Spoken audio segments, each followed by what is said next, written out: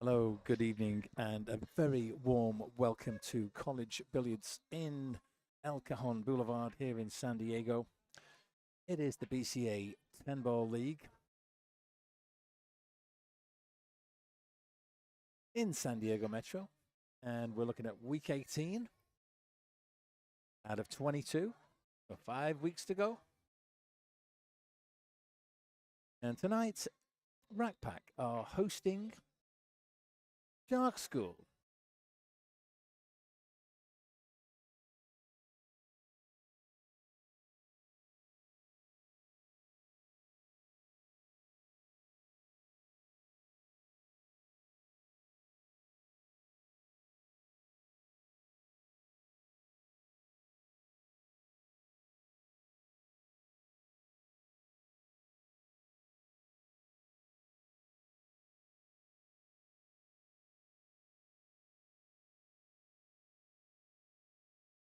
So, what have we got for you tonight? Let's have a quick rundown on the setup. And what we've got here is a brand new, spanking new camera. I'm very pleased about. It's actually trained on my cue case, and the ball's over there on table 12. I push this button. Hey, well, that didn't work as I expected. Okay, let's try again. There it is. So that's me in the commentary box. How you doing? And now if I switch to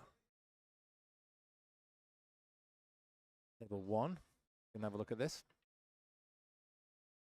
That's the action on table 1. Then we can switch over to table 2. That's actually table 11 and table 12, but I'm going to refer to them as tables 1 and 2. And then what we also have, we've also got twin view. So just going to do a little bit of jiggery pokery with this equipment because I'm doing great. Thanks, David. Real good. I've just got, as I said, I've got this new camera and it's a wonderful thing. But then I just realized that my Stream Deck, which is the main controller, needs a little bit of tweaking. So I'm going to go about doing that. There's a few changes required on screen as well. You'll see it's still showing the old teams. JCVD, who we played last week and who gave us a whooping. There's the score, 6-3. So let me see if I can do something about that. Okay, so there's a few things happening. Get the open. Okay, we'll give that a moment to warm up.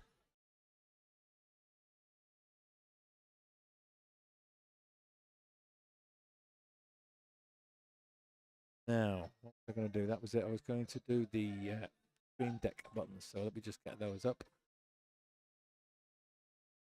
Okay, so this button should be giving us twin view. Oh, it's already on twin view. See why? Take this off, that's confusing me. Right, if I get that one, do a full screen. Twittering onto myself here, Davis. Okay, that's good. So then we've got table 1. Excellent, that's right. Then we've got table 2. And at the moment, that's showing. Okay, so I need a button for that, don't I? Yes, I do. Get that sorted. 2.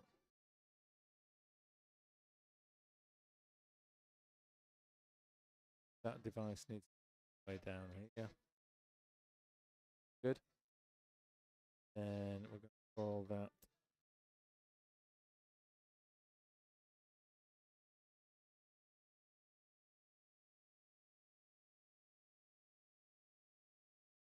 So we're just waiting for the players to arrive. They'll be taking a little bit of practice. As soon as I got this set up, I'm actually going to put my cue together and go and hit a few balls. But the priority for me is just to get the stream up and running. And then the match itself doesn't start until 7 p.m. So there's plenty of time.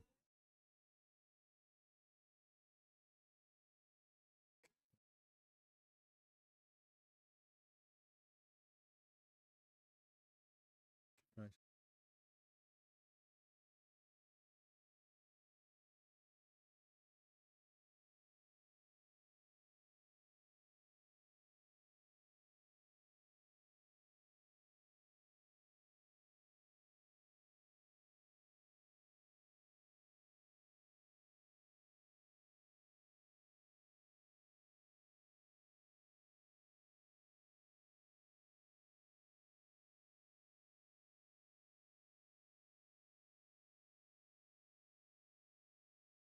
Okay.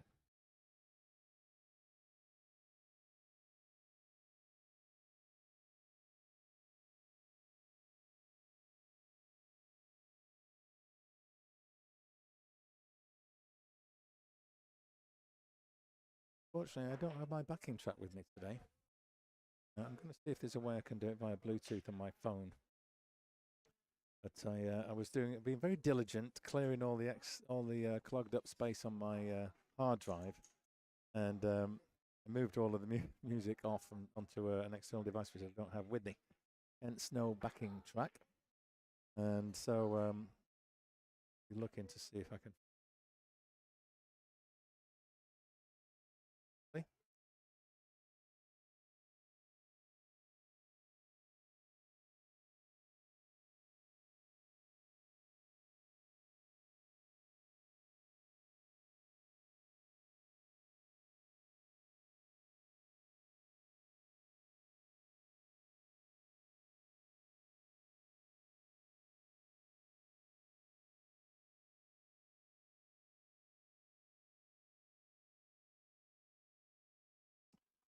Okay,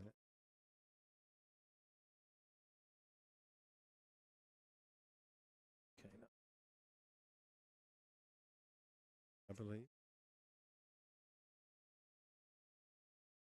Bowcaster.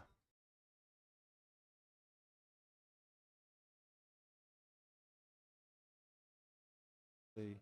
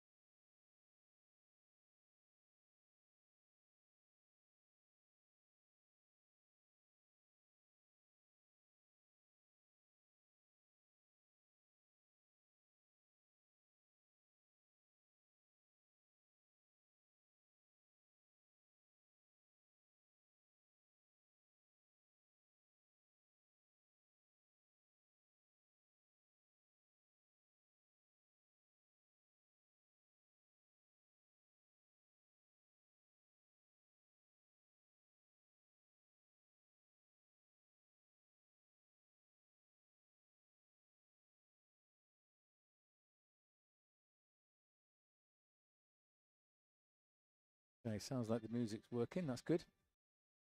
One thing to one less thing to worry about. Now let's see if I can get these buttons set up on. the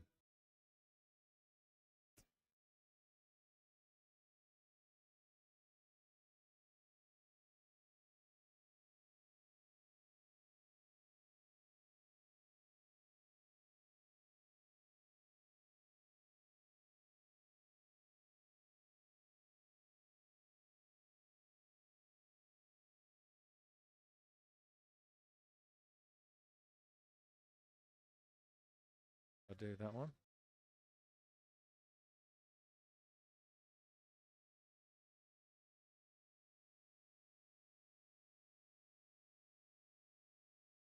Good. Good to get it to just enough. Right, table 1. I could do the same thing different. Indeed.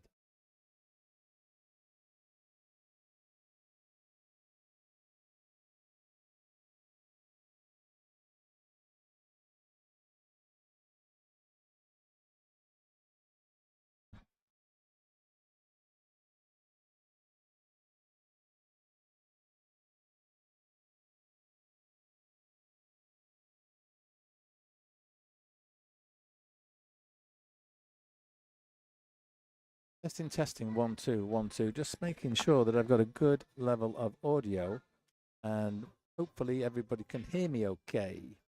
Testing 1 2 1 2.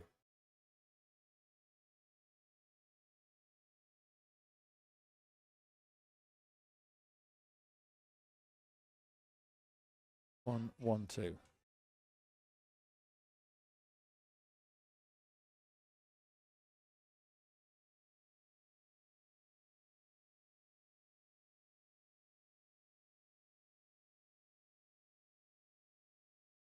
Great. Okay, that's good. Got that sorted as well. So on table 1.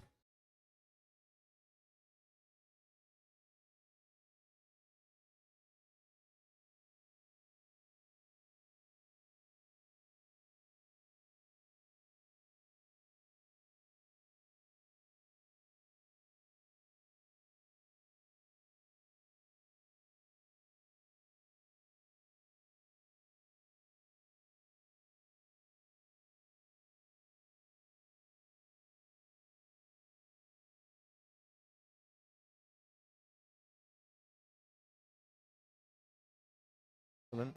What's there now? The last thing I've got to do, just set that button up. Okay, great. So I can now, I believe, done my job correctly. I can just toggle that off, and that's table 1. Then we can switch over to table 2. I can also toggle there. And then we've also got the twin view. Excellent. So I'm just going to get it onto table 2. Oh, what I do need to do is just quickly look at the teams. But you know what? I'm going to update those when everybody gets in. So we'll worry about that in a minute. Should be able to get rid of those sets now. Yep. Back to 0 0. That's excellent. Then let's look at table 1 for a second. Take the players off. Don't need that. Then the rack's back to 0. Do need to do 3.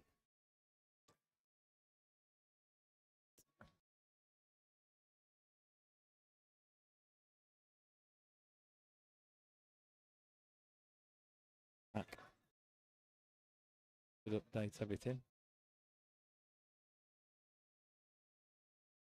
Back in the bottom's good. We rack back at the screen. That scores. There it is. Rack. Back. Everything is now wonderful. Okay, so I'm just going to leave the microphone open. I don't know. Get a little bit of music in the background. Yeah, just increase the volume of the music a little bit. Hopefully it's not too loud. And then I shall be back in a little while.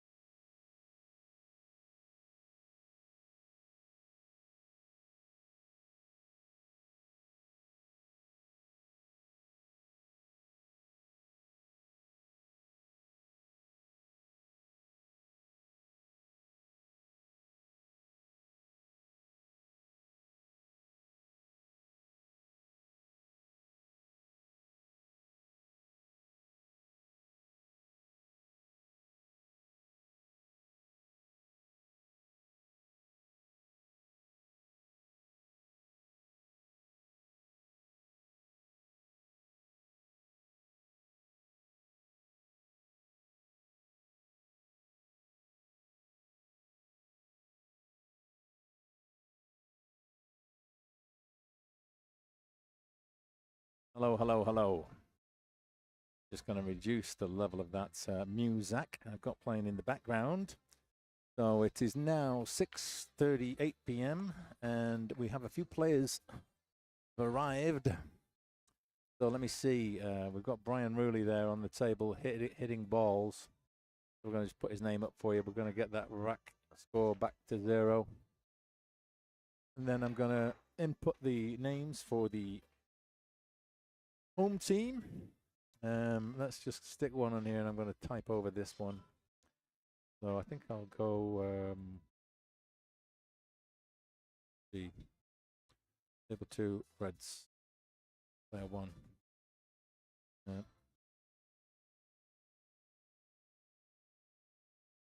Hold on 1 second.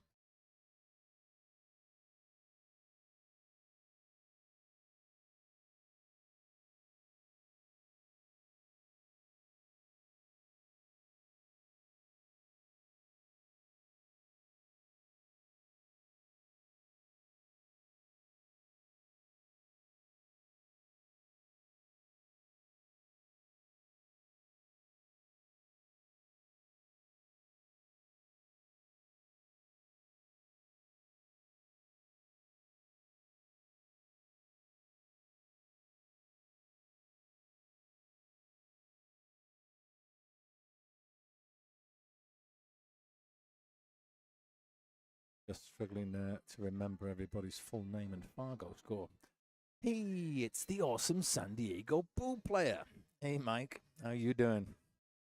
Thanks once again for our challenge match last night. That was enjoyable. Not quite as enjoyable as it might have been had I been on the victorious side, but do you know what? I lost to a fine player, played great, and that's never a bad thing. So, let me just check out the BCA pool. So we've got metrobcapool.com. That is the website of our league. You guys wanted to check that out. I'll stick that on screen for you in a moment. But what I'm going to do is just quickly look for the schedule on LMS, the League Management System. And then I'm able to locate full listing of all of the players on all teams with their up-to-date cargoes, which is always a good thing. Okay, here it is. Excellent. And May 28th, so 5/28, we have tonight Rack Pack, who are College 2, the second of 4 teams that play out of College Billiards here on El Cajon Boulevard. And it's one of the venues with great history here in San Diego.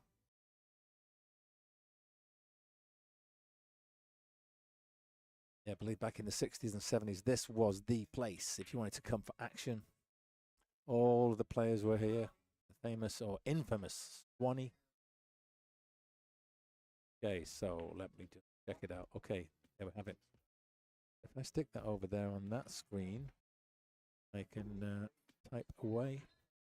So Exishaufen, I spelled that correctly. His middle name is Fritz, incidentally. And he is, I guess there's some German extraction in there. Exishaufen? Fritzhaufen.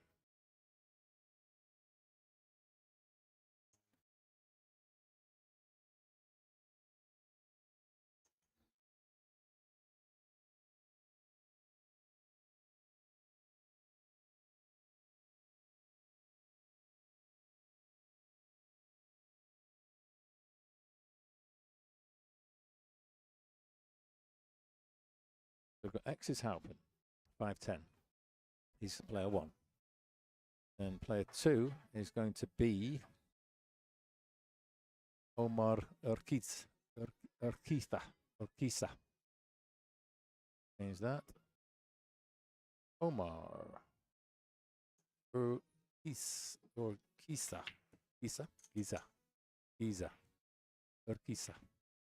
I'll ask him how to pronounce that. 451.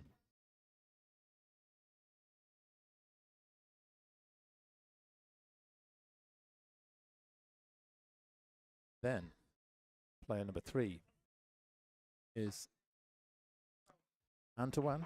Anton,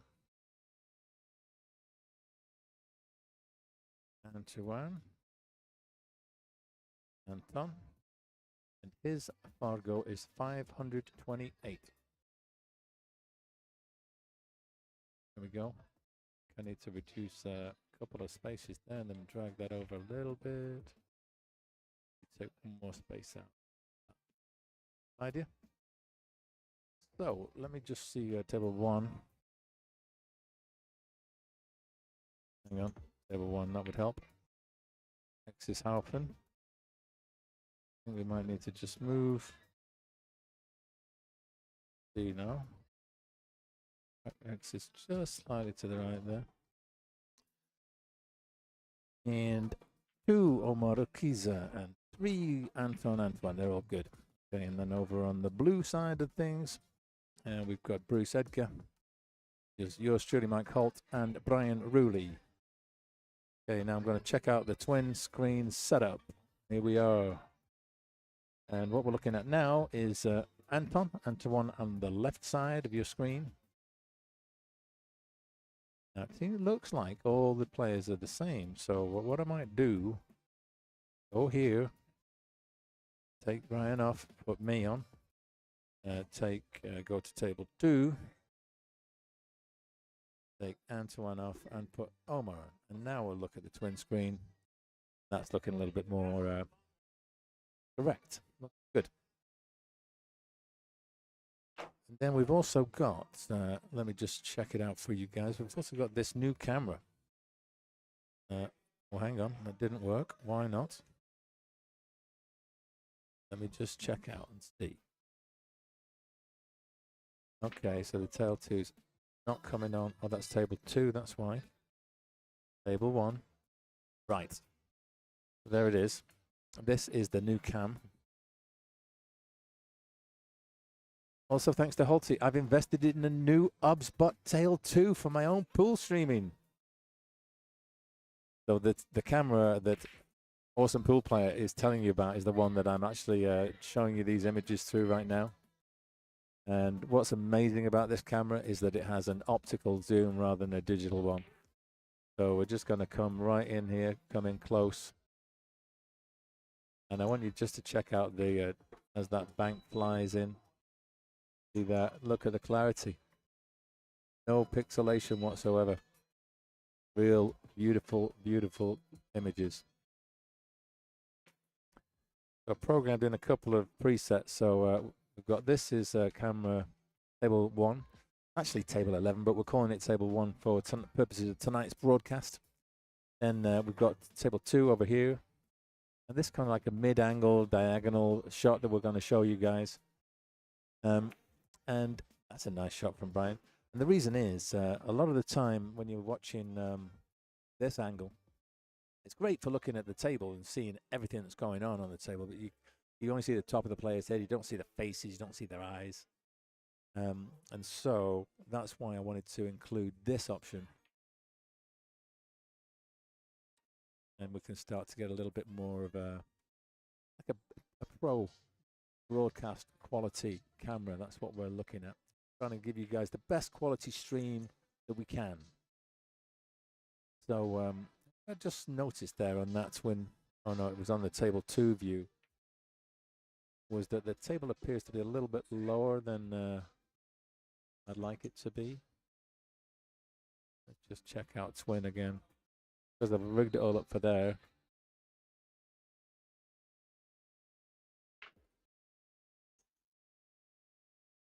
Yeah, I'm gonna need to deal with that little.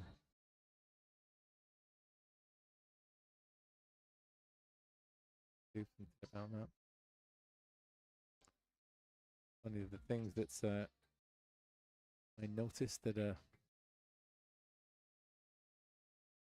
one of the things I noticed that get on my nerves. I've just got that little slightly grayed out box just intruding over the rail. So I want to try and change the size of that. I'm going to look at my OBS scenes. What we're looking at here is a scene that includes the scoreboard and the logos and things like that. So I want to get the BCA 10 ball minimal. That's the one, I believe. Need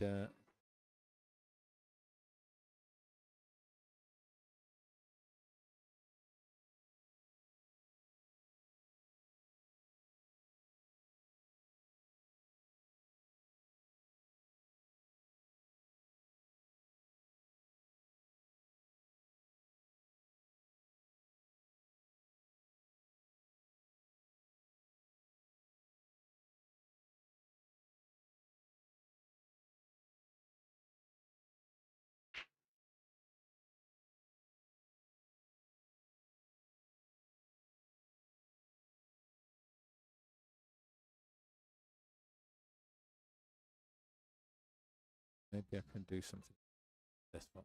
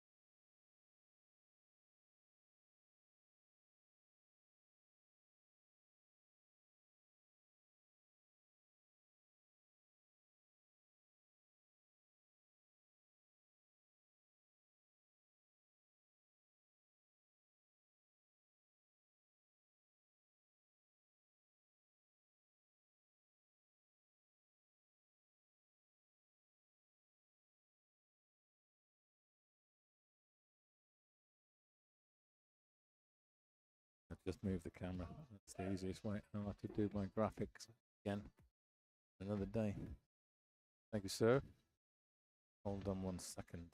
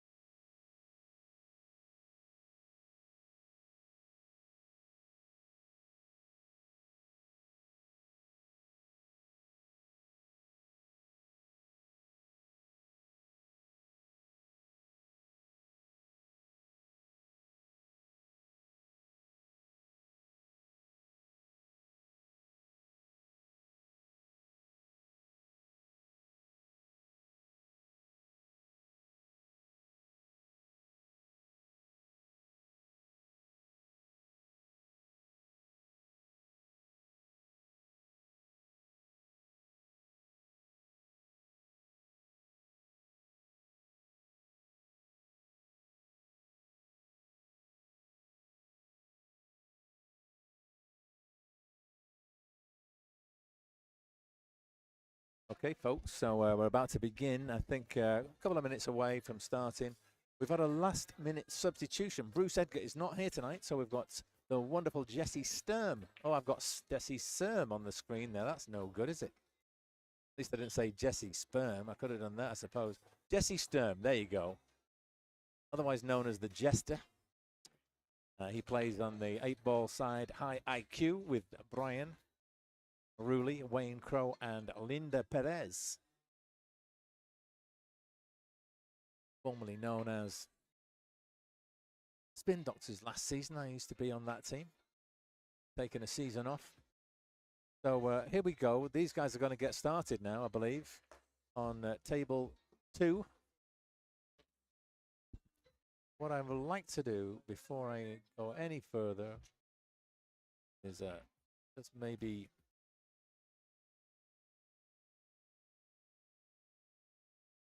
pull that video preview up. Then I can maybe just move the table camera ever slightly up.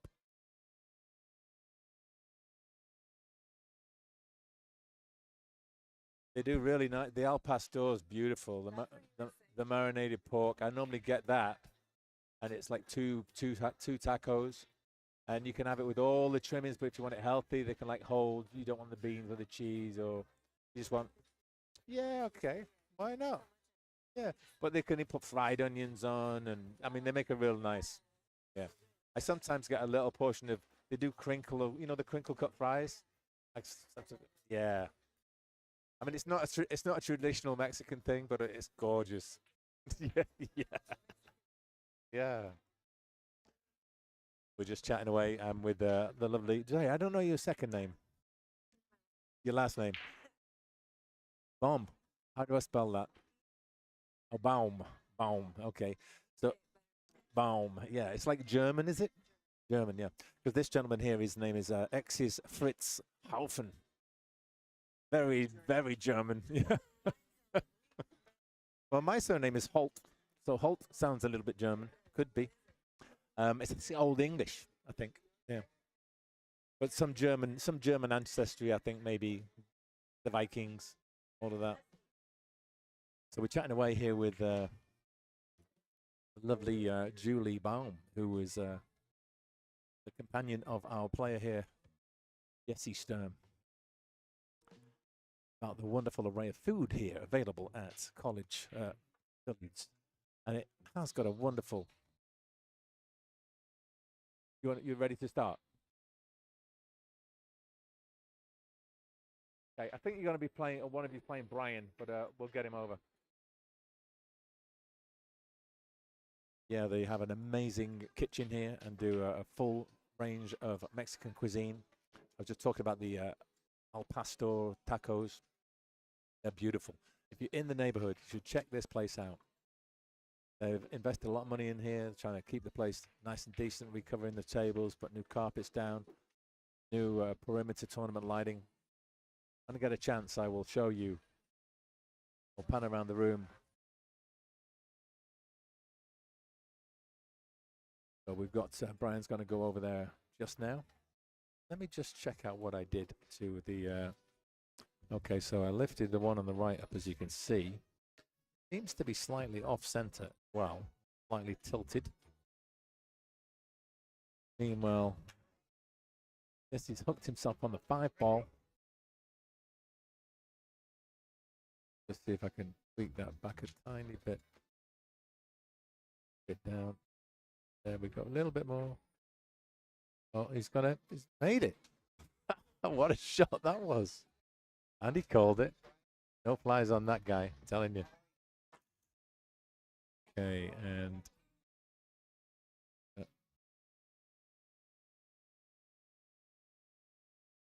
over. Oh, come on, get on the 7-ball.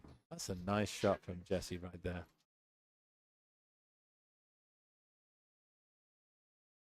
Just going to adjust the. Oops, taking it the wrong way.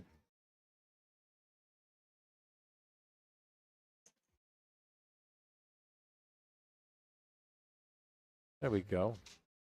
And he's on the 8-ball. Come on, Jester, you can do this.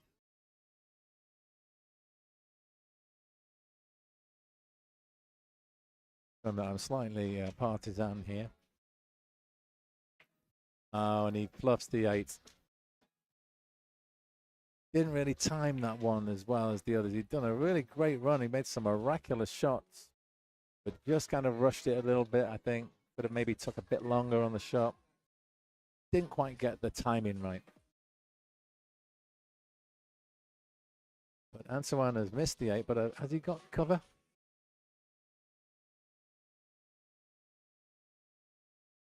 Go back to table 2 full screen, and let's head up this angle so you can see that he can, in fact, just get past the 10 and maybe clip the edge.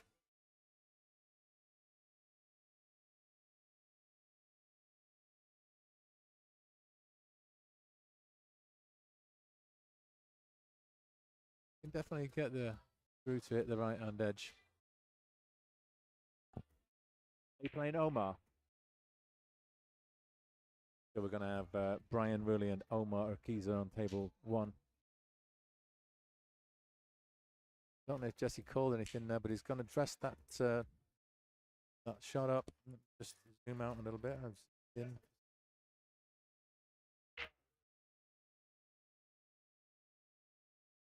Okay, I'm gonna.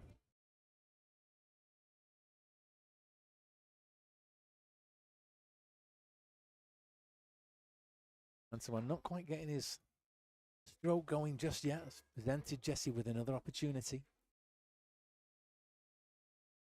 So he's going to be taking his time a little bit more on this one. A bit frustrated, and he didn't get the run out earlier. Got a second bite at the cherry now. What he's got to do is drop this in. He'll be going naturally towards the 9. There it is. One of the best strikers of a slow roll ball that I've seen. If you were able to see a rack that he could play a pattern, just rolling cue ball, just following forward, I think he'd run out every time. His difficulty comes when he starts applying power and a lot of spin or stun and screw. Done well there with that one. But this one is a tester, a real tester. Let's see. On the rail, you can see there. Oh, close. Very close, but not quite. It's always difficult when you leave yourself so close to the cushion like that.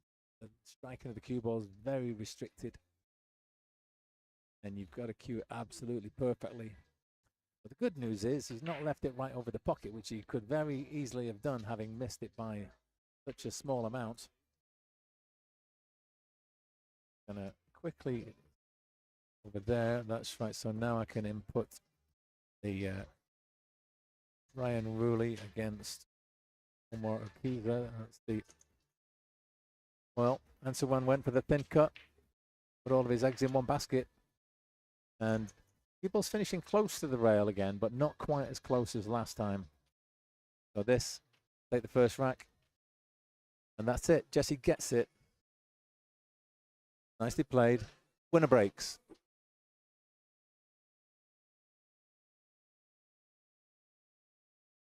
So let's quickly head over to table 2. Here we go. Just so I can update the score over here. And that is 1 to Jesse.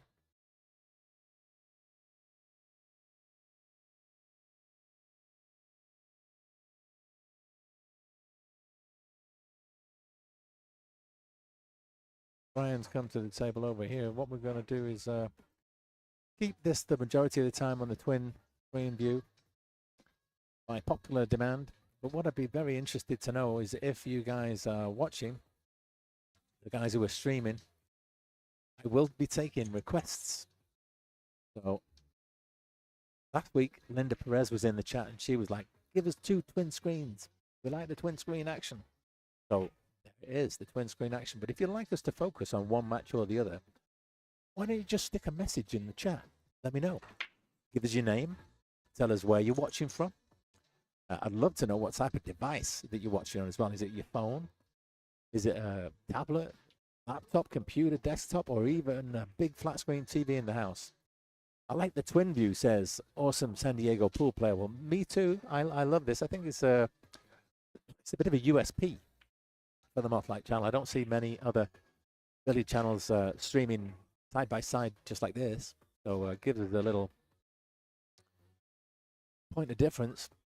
And also, when you've got twin table action, it means that all players get to go back and look at their game. Whereas if I focus on one table, fortunately, the other table is not captured in any way. So more pool, the better. That's right. What we like to see. The only slight negative with this particular angle, the way I've got it set up anyway, is I'm maximizing the amount of table real estate on the screen. While making the 2. Not got really very well on the 3 ball, so could be playing a safety here. All tables on the 3.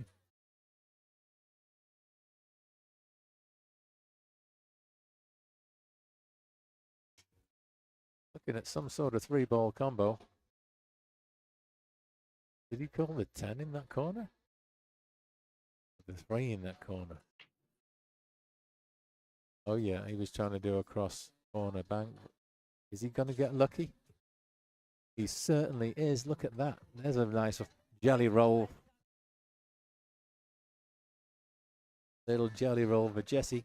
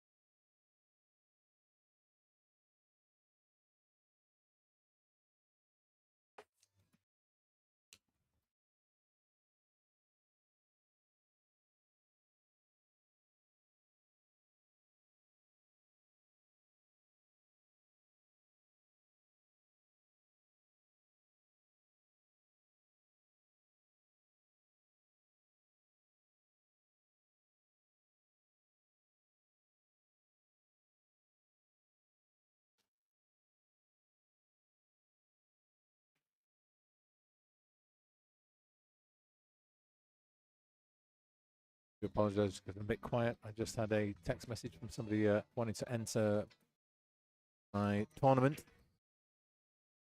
We started doing a monthly event called the Moth Like 9-Ball Shootout.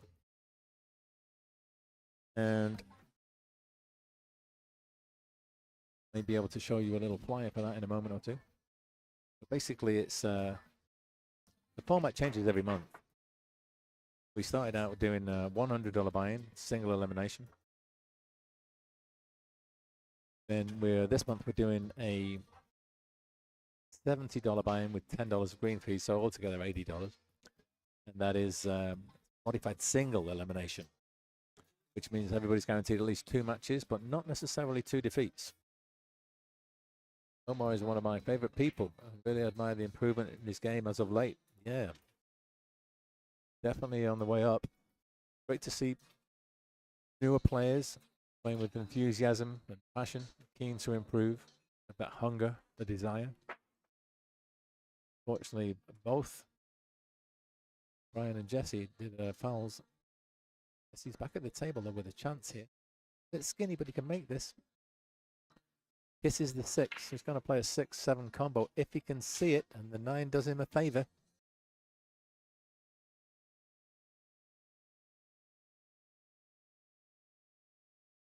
Yeah, so getting back to the moth-like shootout, it's dear.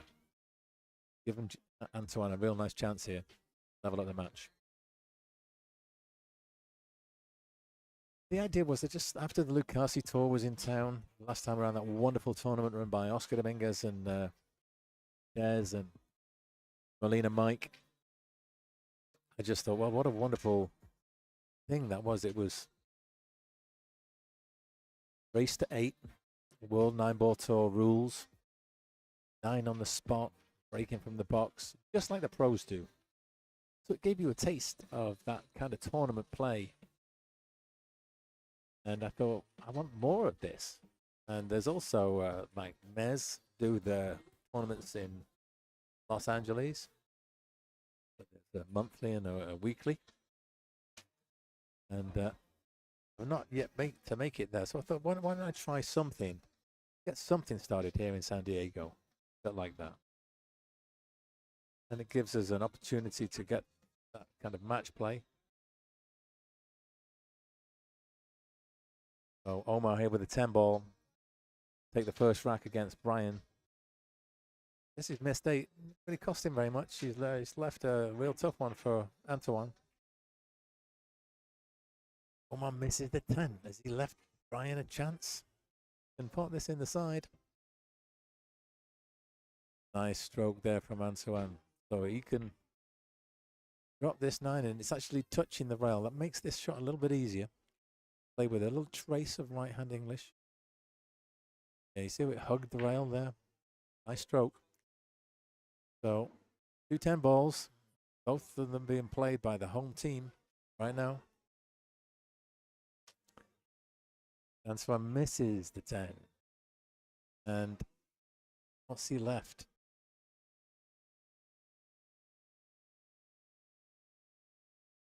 Oh, and Omar scratched. That's almost certainly going to cost him, so he concedes there.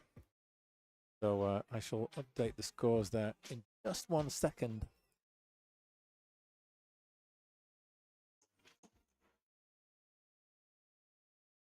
Oh, just the 10. Oh dear, oh dear, oh dear. Okay, just going to quickly go there, do that. And that means I can then change the score. Give Brian a rack over there. Then back to 2. Then I can give Antoine a rack as well. So 1 each on our right, 1-0 on the left.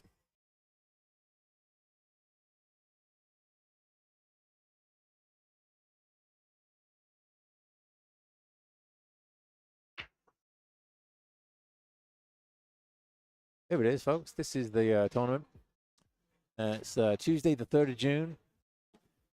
We have 4 tables in use. There'll be free practice for all the players from 6 o'clock. The draw will take place at 6:30. And the matches can start actually any time from 6:30 onwards, but 7 o'clock is the very latest that matches can start. And if players are not there by 7, they will be on the clock. It's a $70 entry fee with $10 of green fees, $6.20 Fargo and under. The players are allowed in. And as I mentioned earlier, we're doing World 9-Ball Tour rules. So that modified single elimination means that everybody's guaranteed 2 matches, but not necessarily 2 losses. And what we're doing is on the A side, it's a race to 5 with an hour time limit.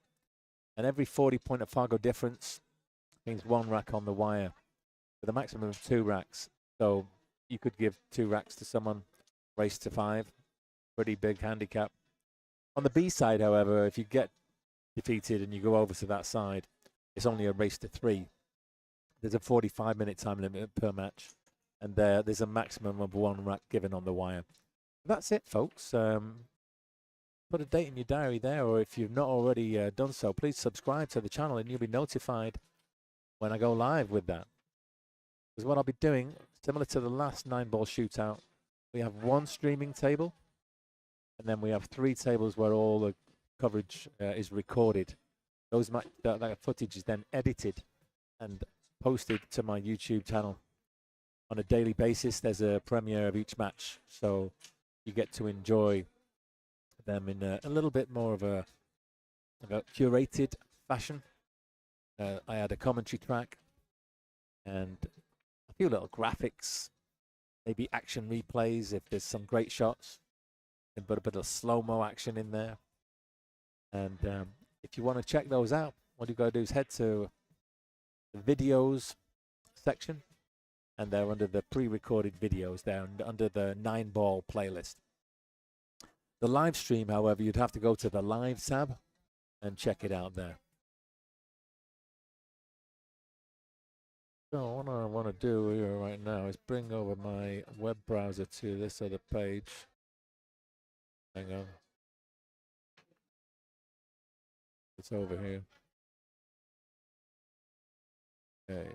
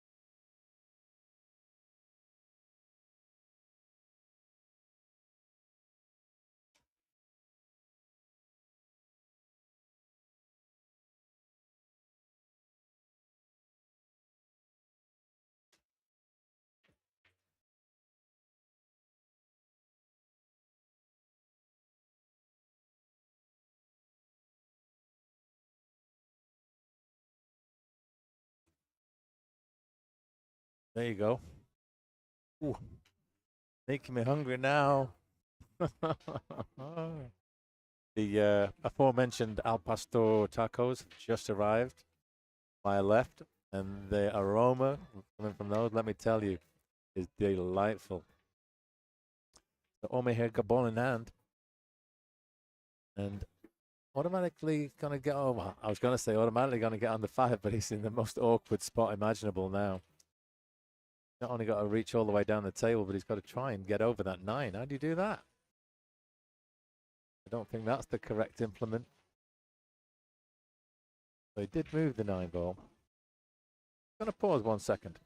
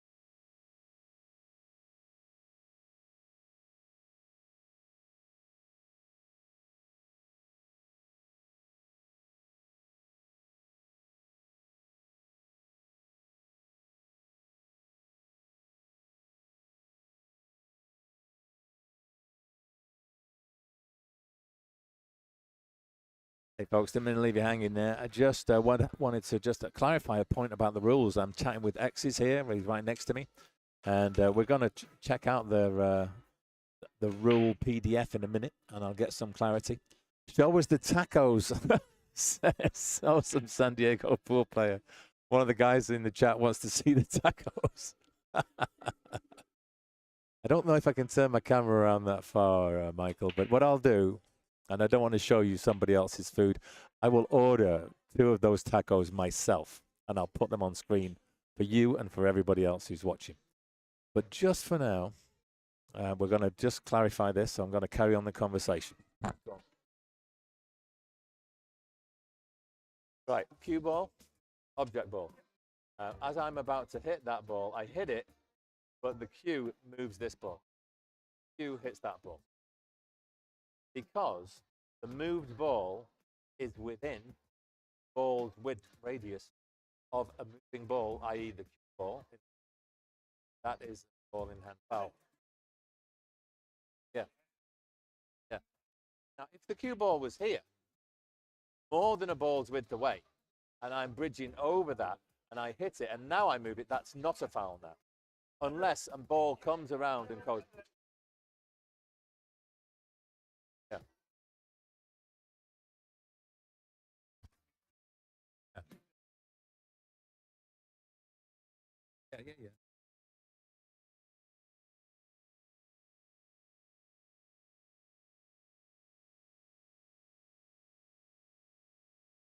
Yeah. Right. Different. Yeah.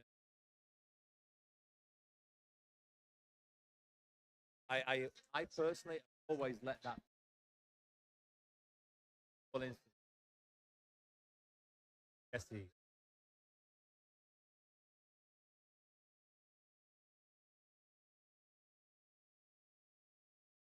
I think we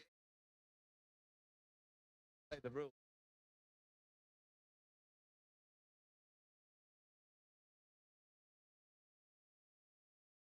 Yeah, we know that.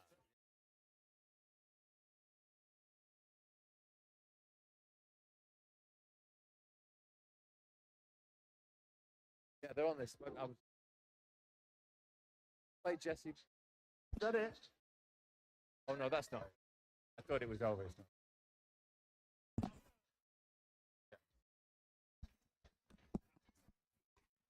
not. We're just having multiple conversations at the same time here. We're basically just debating this rule about the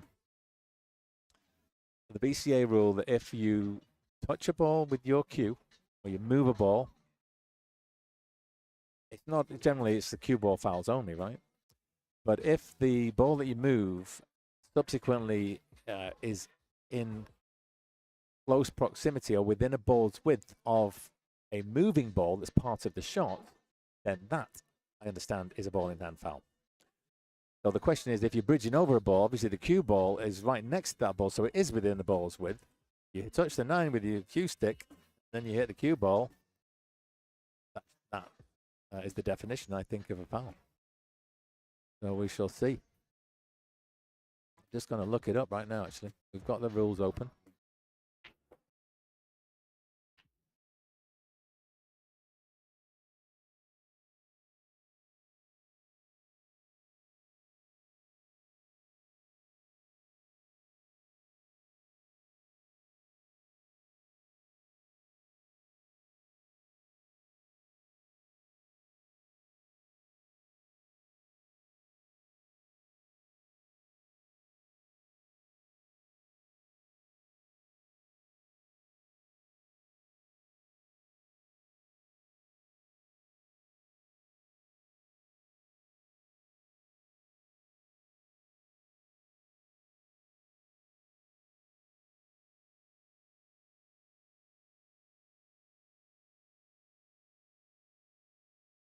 Okay, here it is. I found it. Disturbed balls. It's rule I-33 and cue ball fouls only. So this is from the manual, page 91. During a game, it is not a foul if you accidentally touch or move a single stationary object ball with any part of your body, clothing, or equipment unless the disturbed ball has an effect on the outcome of the shot. Effect on the outcome of the shot means either the disturbed ball contacts any ball set in motion as a result of the shot, or that the base of any ball set in motion as a result of the shot passes through the area originally occupied by the disturbed ball. That area is defined as a circle approximately 7 inches in diameter centered on the position originally occupied by the disturbed ball. So if you think of the 9 as the disturbed ball, you draw a ring around it, which is 7 inches in diameter. Does a ball pass through that space? Yes. The cue ball is in that space to begin with, and it definitely passes through that space. So according to the definition of the rules, the fact that the cue ball is within the radius. Yeah, but they define effect on the outcome of the shot here. So it's not just saying, oh, it didn't affect the shot. Well, no, the effect means, yeah, they define what the effect is. So in actual fact, according to the letter of the rules, like I say, that's when the balls are close. If the cue ball was more than 2¼ inches away, then it wouldn't be a foul. So we've cleared that up, folks. That's quite an interesting rule for me. Brian makes a beautiful 10 ball there, the length of the table. So let's just give him an extra rack there for Brian. What's this document? Okay, so this document you'll find on the metrobcapool.com website, and it's the official rules of CSI. CSI are the owner of the BCA Pool League, BCA PL, and these are the rules which are the official rules for our BCA league. And they're also used in Las Vegas for all tournaments when we go to nationals. But these are the rules that we play by. And I don't think it's a question of saying, oh, that one doesn't apply. I would be keen to point that out to my opponent.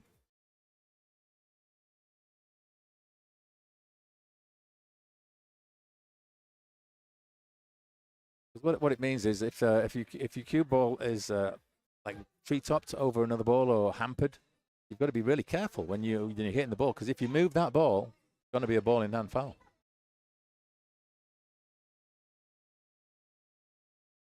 Brian's managed to get himself to the hill. Hang on. Just 1 second.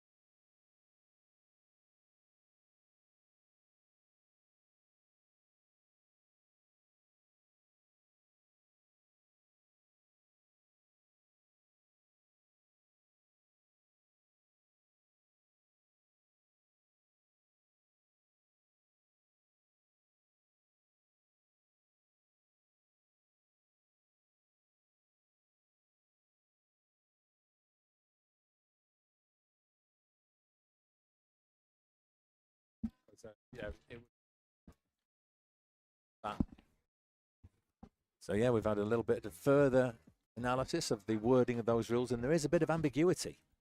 And the ambiguity resides in the phrase pass through. So here's a question for those cool aficionados who are watching. Cue ball is touching another ball. Oh, he's unlucky there, Omar scratching.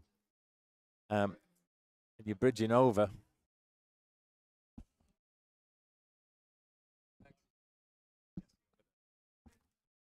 So my apologies, I did miss a rack there. That was 3-1 to Jesse. So we're just going to give him his 2 racks there. There he goes, and he gets the win. 1, 2, 3. And then reset here and put X's on here. And then give one set on the wire. Okay, there it is. And yeah, go straight on. Obviously, eat your tacos first.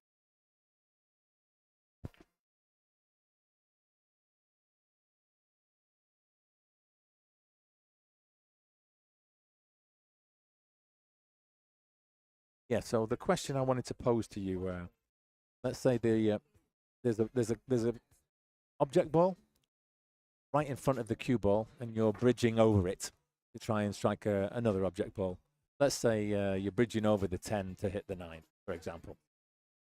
As you push your cue forward to hit the cue ball, you touch the 10 with your cue stick.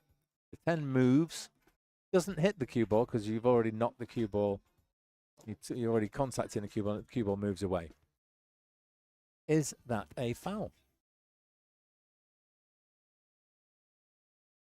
And the issue is, we were reading the rules, and it says that if the move ball has an effect on the outcome of the shot, in other words, if any ball put into motion by the shot passes through a space centered on the original position of the moved ball that is 7 inches in diameter, and they get 7 inches by being basically 3 balls widths, the ball being 2 1/4 inches, so it's rounded up from 6 3/4 inches to 7 inches.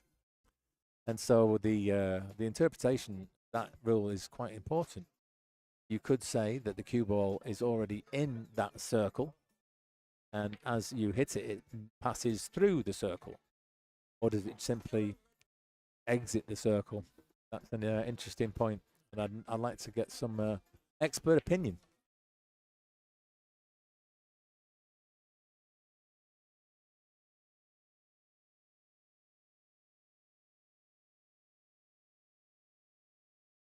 So we're going to have Jesse. He's going to continue on table 2. Got Brian on the hill over there on table 1. I think as soon as that match is finished, I shall get my...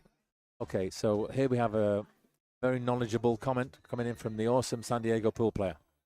It says, that's a foul if the trajectory of any ball passes through the original spot of the moved ball. Okay, that's the wording that we understand, Michael.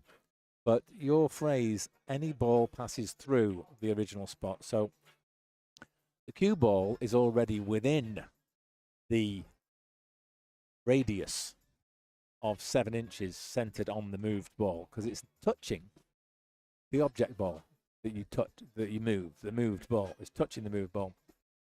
And as you're hitting the cue ball, you move that object ball with your cue stick. So the cue ball is moving. It's within the diameter. Admittedly, it's on its way out of the radius. But is that a ball in hand foul? That's the question. You know, the X's was of the opinion, having read the rules, that he thought that the cue ball doesn't necessarily pass through that space. So it could be argued either way. And I think we need an expert referee to help clear that one up for us.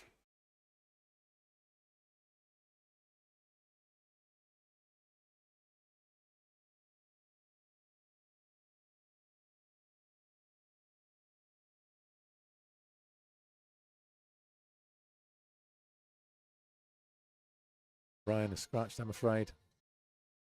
So is Omar gets his chance to level up. Of course, a hill decider.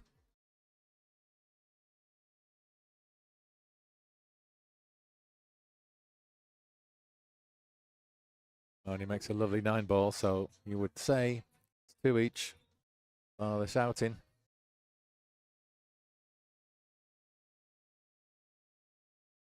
Realised I've just used an English expression.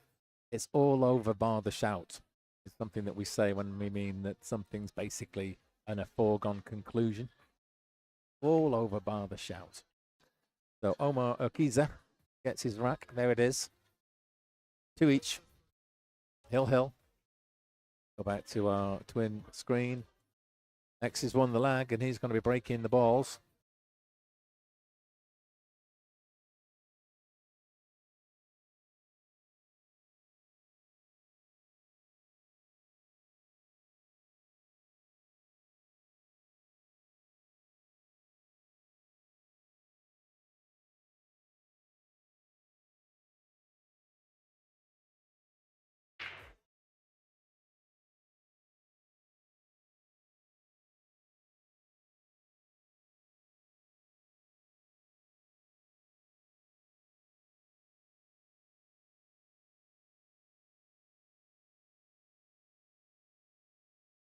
We've got a hill match on our left and a brand new match on the right. Only one set has been finished. There's the dreaded scratch in the side pocket. The cue ball bounces straight off the one, straight in the side, and it's quite a frustrating break when that happens.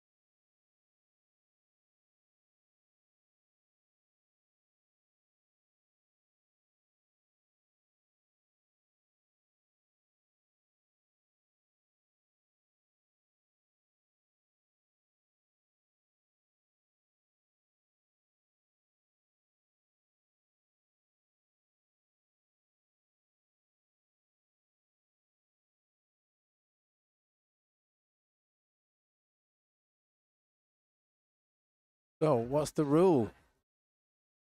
I really don't know, Bev. I think we're going to need to get that clarified. We did not figure it out. It's sufficiently ambiguous, and the thing that is ambiguous is whether or not. What does the term pass it through? What does that mean? Passes through the space.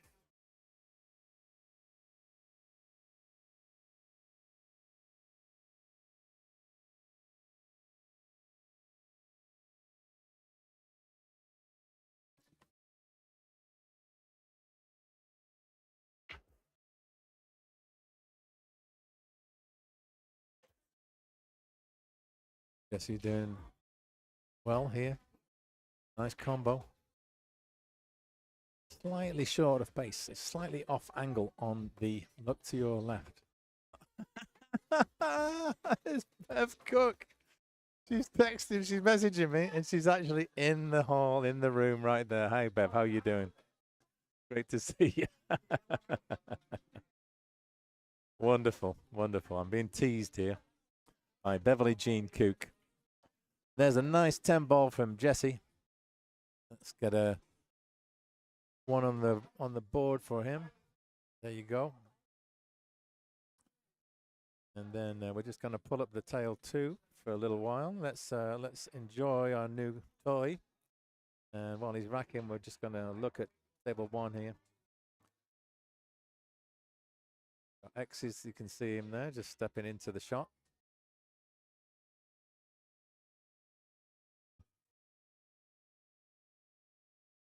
Okay, it looks like we're getting a close-up of his eyes. Okay, let's just zoom in a bit here.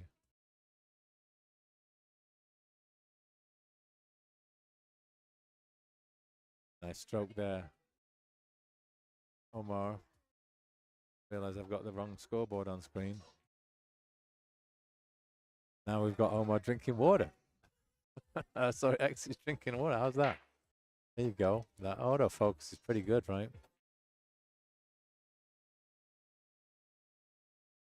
Yeah, a point for next time. When you set up that camera, you don't really want it to where people are going to be walking. Just happens to be the setup of my little booth tonight.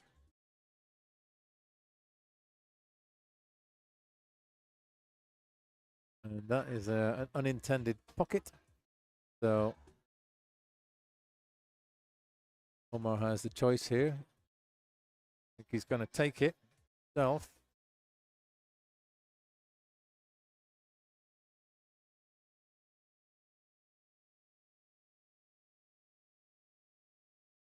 Went for the bank. Doesn't get it, but gets good separation. So tricky for Brian. Go for the long shot in the corner, I feel. A look at Brian's technique here.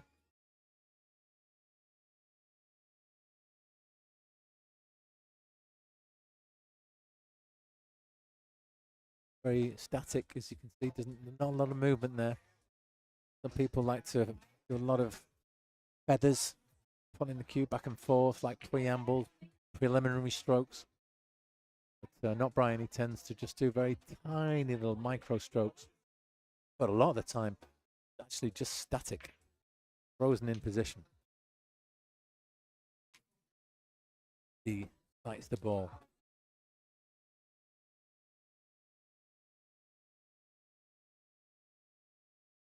So I was talking a little bit about the room, a little bit about College Billiards. I'm going to give you a little tour here. We'll keep both tables in view. You can see there, you've got guess you're just slightly obstructing the view of the 9 ball that Omar's going for. See, there's a couple of 9-foot Brunswicks over the crowns over in the corner. Went for the bank there. Omar didn't quite get it. And then there's a 1, 2, 3, and another 2 here, 5, 6. So we've got 8 Brunswick gold crowns in this room. Then there's a platform mezzanine level. Got another 5. That's 13. There's 1 9-foot diamond. And ball for the match. Fortunately, doesn't make it. And just get back over here for this shot. This is the 10 for the match. For the set, I should say. And this means that I'm going to be required over there to play. So we're going to go twin view. And what's happened there?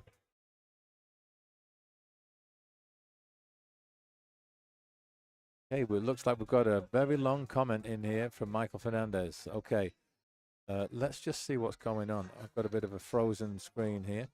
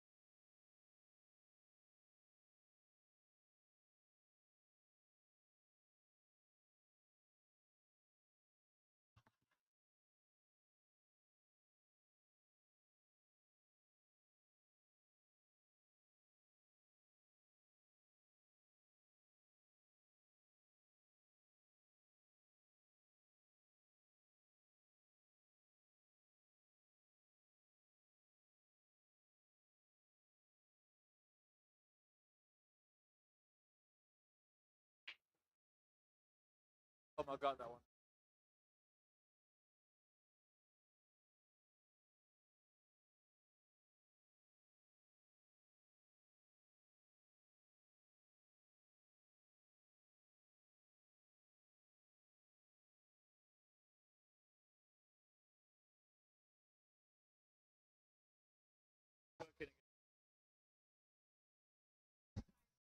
Oh, it's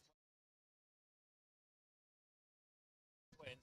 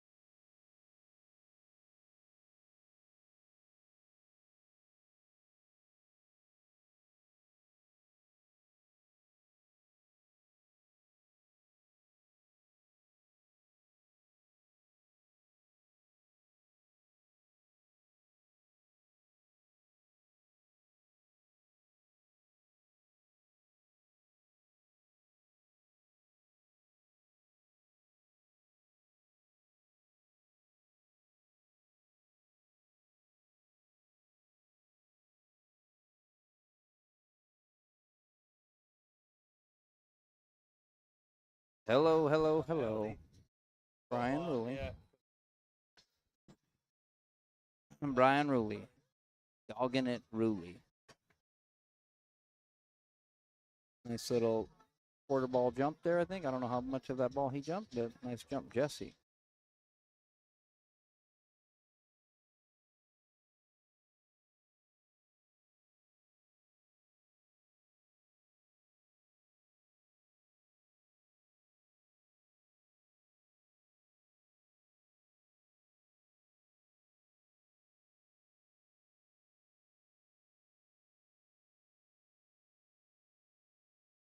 Okay, Mike Fernandez, how are you?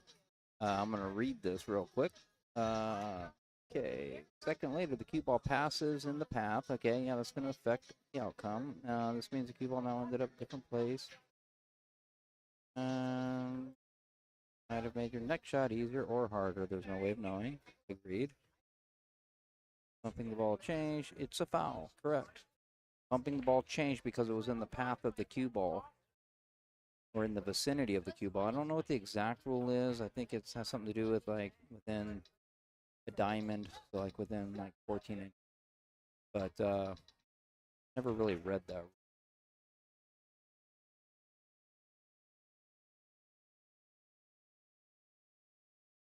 If if you bump a ball and it moves another ball, well, that is a ball in hand foul. As soon as you move more than one ball, it's a ball in hand foul.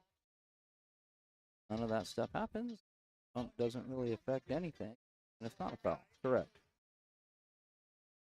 I think we're on the same page. And either move the bump ball back to where it used to sit, or let it stay in its new location. This is true, even if the bump ball falls into the pocket. They can let it stay down or put it back where it was. Not if it's game-winning ball. Okay, so that I'm assuming that you've read that and that part, if the ball drops, whether it's supposed to stay down or come up, that I'm just personally not sure of. I don't know. I know the answer to that. I will defer to you on that. Okay. So we have a new match here starting on the left, table one, which is Mike Holt and Antoine.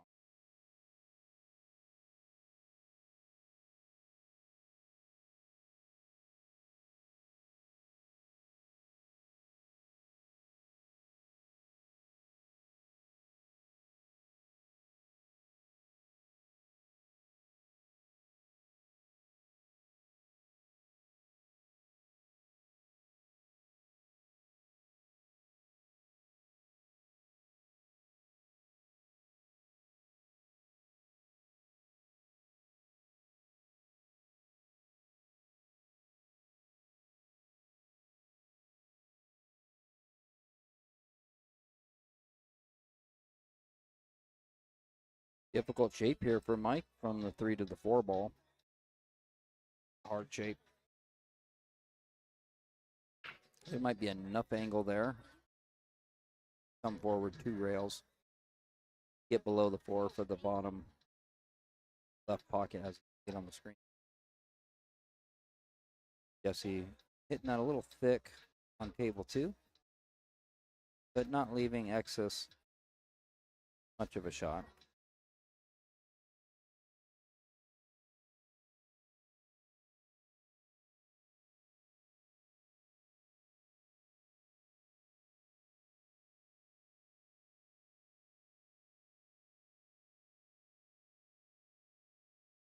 Yeah, I assume you guys were talking about it already. So I don't know what the range is. I've heard 14 inches. I've never read it in the rule book, but I just heard that I think it's just if it's in the vicinity of, if the cue ball rolls through the path in the vicinity of where the object ball was, then it can become a foul. But I don't know as to what range, whether it's like a certain circumference around where the ball was, something like that. I don't know. I haven't read the rule. But if you move more than one ball, it's a foul. One ball hits another, that's a foul. Never knew about if you bumped a ball and it went down, other than a game-winning ball. I didn't know that you have the option of leaving it down or having it come up. I didn't know that.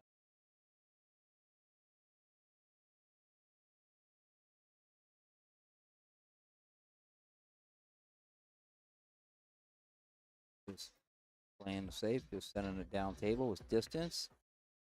Bad. I think Jesse will probably go for the cut here. Knowing Jesse. No, he played the save. Nice job. And is he going to get the 10 involved? He did. He got a great save.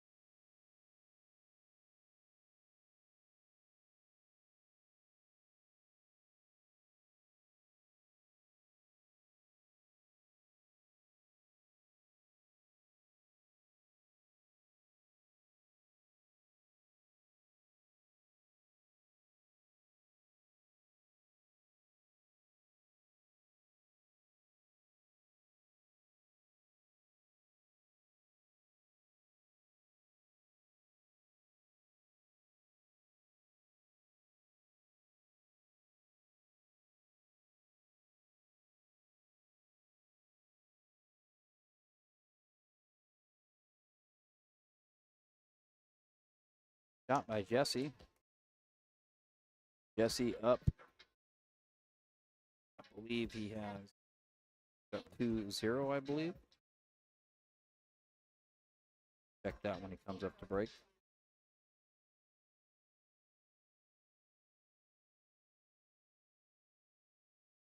Meanwhile, while he's racking, we'll go get a better view here of table 1. Antoine rolling around the table, getting a little long on the 6.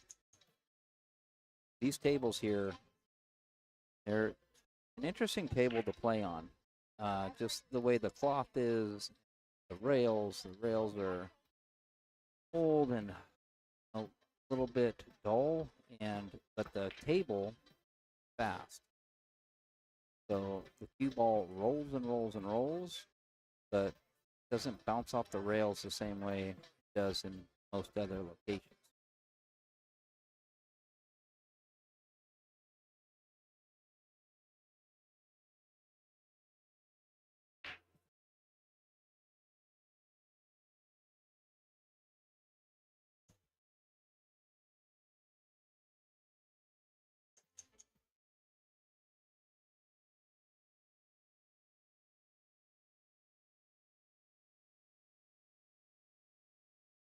Nice shot there by Mike.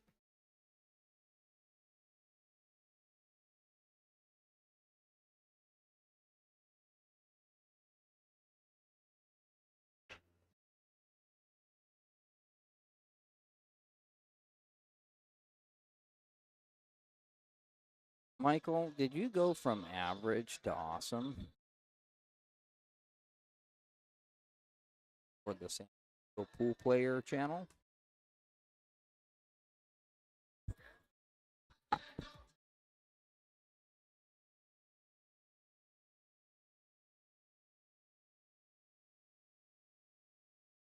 Oh, Opie hit it thick. Gonna get it down onto the rail.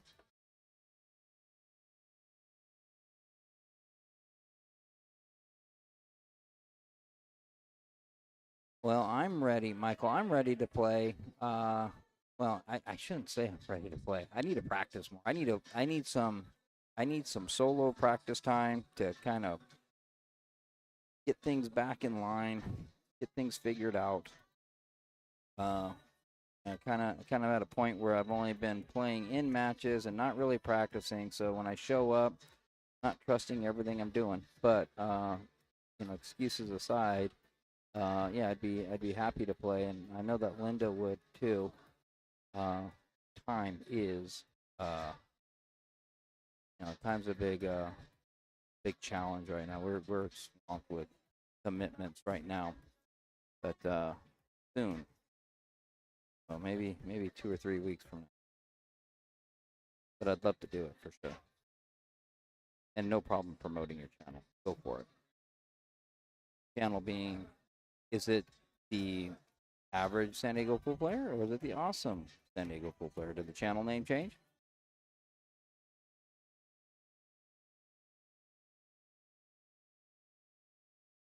Oh, so you did promote yourself. Got it. Yeah, so it is the awesome San Diego Pool Player, which is more fitting for you, Michael. I like it.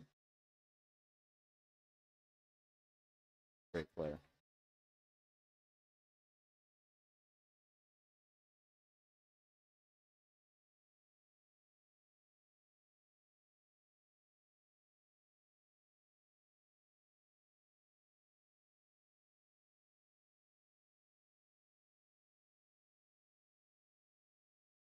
Okay, Mike. Kind of understroked the ball there a little bit. Ended up, I think it went thick. Yeah, it looks like it went thick the way the 8-ball rolled back out. Trails back out. Antoine should be getting out here. We're going to switch over to, this is rack 1 for table 1. Antoine shaped that nicely. And see him put this one away. Score him. And there we go. We're going to score Antoine. And we are going to go over to table 2 because Texas is on a decent run here, but he's got a little bit of a challenge now. 7-ball in a bad spot. Doesn't go. Looking like he's going to maybe bank it back or play safe. Playing safe. And looks like he got as much of it as he could. I think the 7 might cut all the way into the side. Cue ball going a little wild. Missing off the 9, but it might go. Might side. Yeah, he's calling it.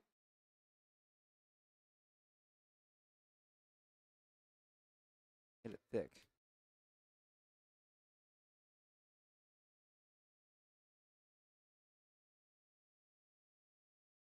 Michael, you are officially awesome. Don't doubt yourself, but you're good to go. Got a good channel. Got a good game. You're a great guy.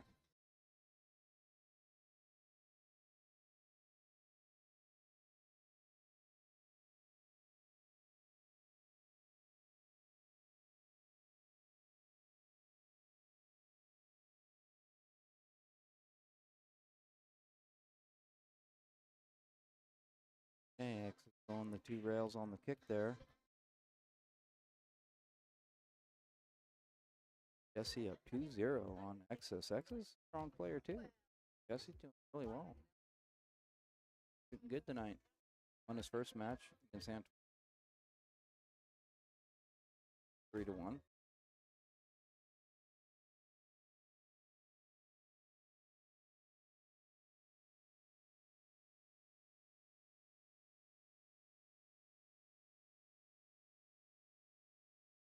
That was a nice shot. A little more off the rail would have been nice, but got to buckle down here. Play this one, just kind of let it go so that you get a good stroke. Cue ball back and forth. Hit it soft. Hit it soft. Try to control the cue ball and overcut that one. If I had a little English on there and hitting it softer, probably promoted the overcut.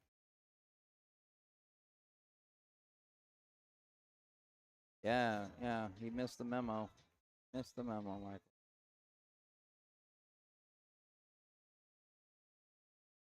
That's funny because, yeah, Antoine, Omar, myself, and Jesse, and Nexus all have black shirts on. Some just black, some with some print on them, but they're all black shirts. Mike's the only one. Good observation. Okay, 10 ball. 10 ball for a 3-0 victory against Nexus. Oh, I'm surprised Nexus 510. I thought he was a much higher rated player. He's a good player. Hey, Jesse got it. So Jesse's got one more. He's going to play 3 in a row because he's subbing for us.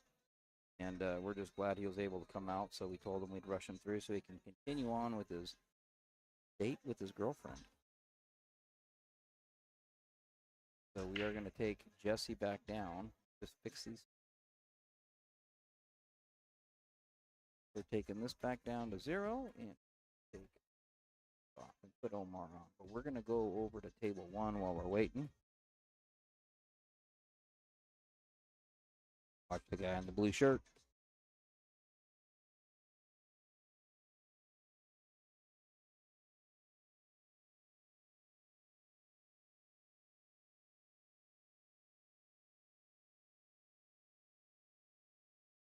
Thank you. Thank you. Now I gave Exis like 8 sheets of score sheets, so if you get those, but I'm also out of envelopes. I am. I could use one more if you have one. Yeah, Fran's gonna bring. I'll get more tomorrow night, I think, from her. Yeah, don't worry about it right now.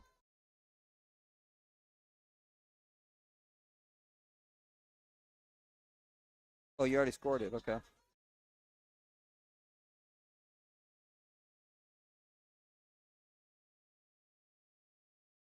Okay.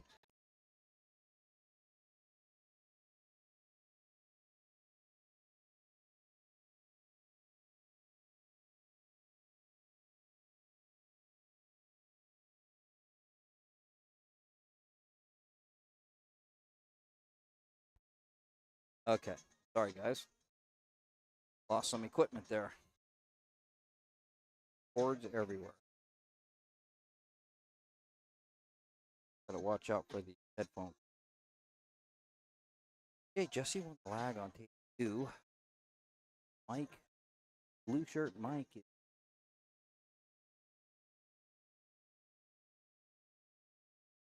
Negotiate how to get on the 4 here. 3. I like what he's. Watch out. Side pocket cross. Good. Oh, he's. Or he. Called the bank. Quite see.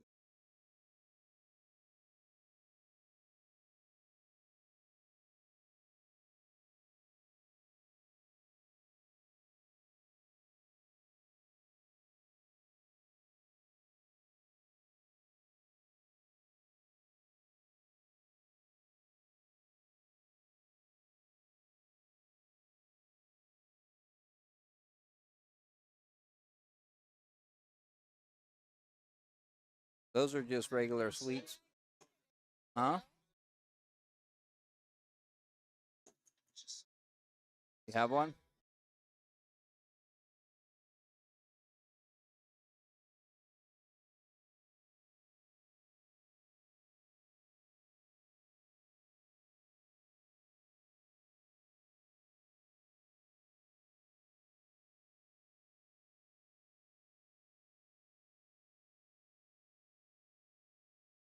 All right, we're gonna try this third camera mic. Third camera's got high quality glass.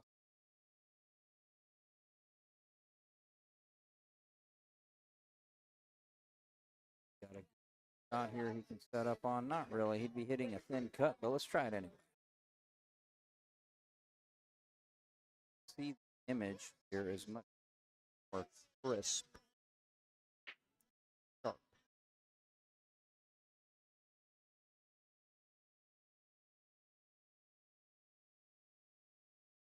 Playing a good save.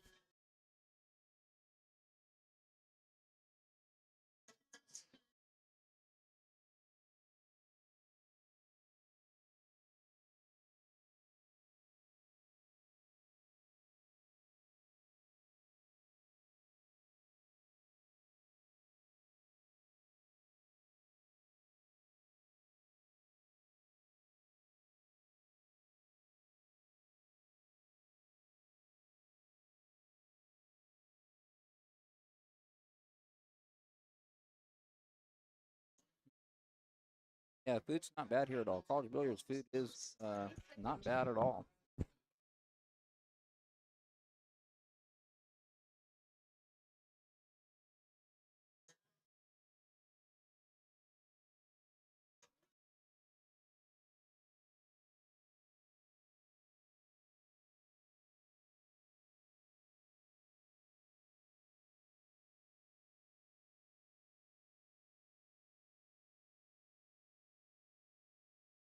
Okay, he got okay shape.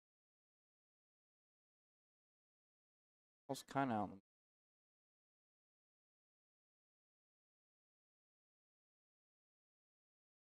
There's enough here. Cut in this.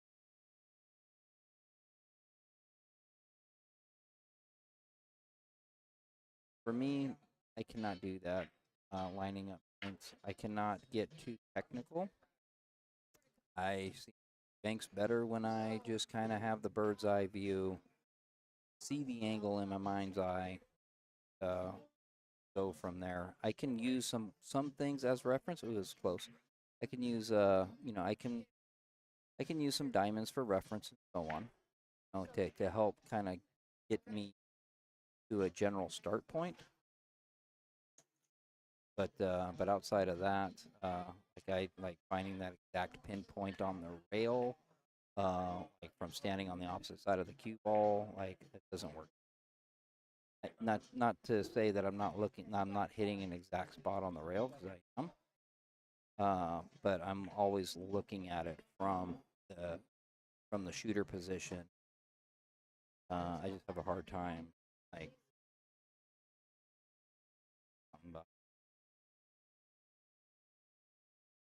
drumming.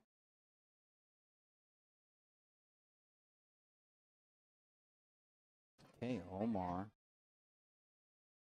Stuck to the rail or not? Okay, so play safe. Where?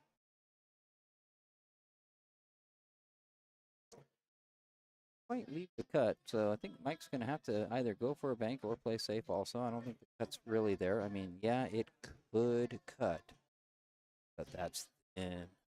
And cue ball's loose. Cue ball's not going to stay down there by the 10. Got to hit it harder. Then got to hit the 9 hard enough for it to travel. That thin, he's got to hit it hard enough for it to travel, so the ball will not stay down by the 10. If he makes the 9, his best chance is also hit the 10 and move the 10 out into the 10. Otherwise, he's okay. Talking. Just having fun talking, guys.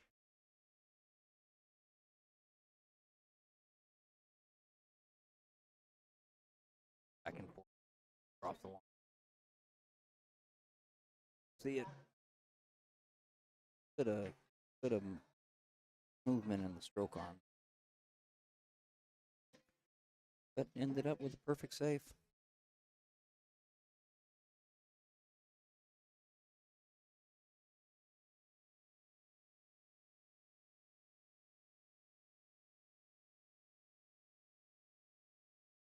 Mike throwing chalk at him. While Mike debates that shot, let's take a look at table 2. See what we got going on here. Omar. I think they're still on rack 1.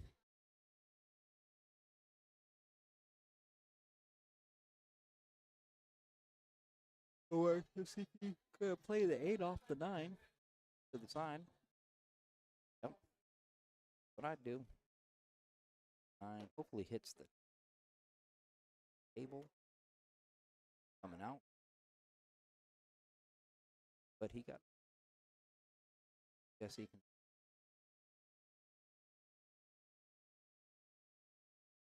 Or is it this?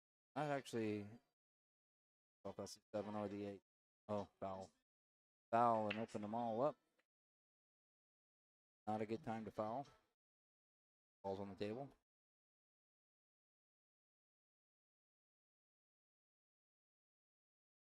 Foul. See if Omar gets out here. We'll get back over to because it looks like Antoine's got ball in hand on the 9 ball, shooting the 10 in here next. But Omar gets out here. Ooh, left himself a tester. Left himself a tester. Jesse. Still 0-0.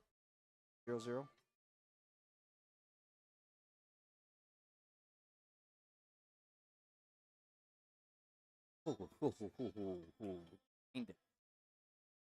Nice shot, Omar.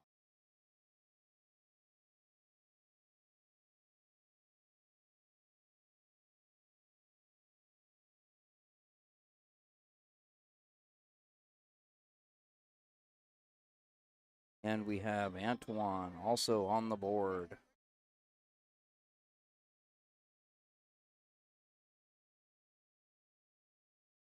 Got 2 racks. Backing up at the same time. Let's see. So the official score here, we got 3 matches done, and we have 2-1 right now. 2-1 to the good guys. Shark School.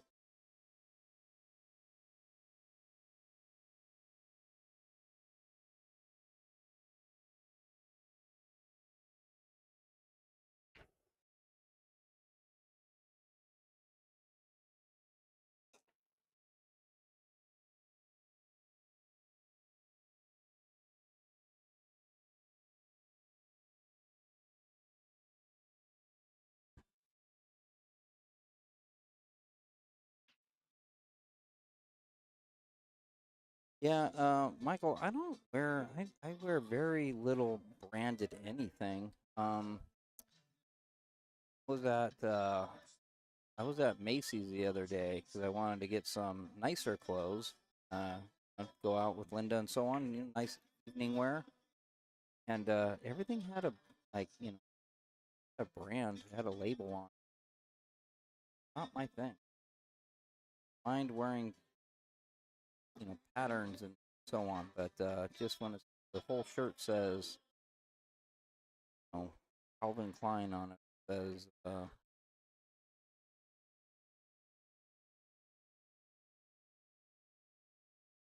polo. Get the idea. Just struggle with that. But yeah, Jesse's shirt does look nice. And Mike's does too, even though it's blue.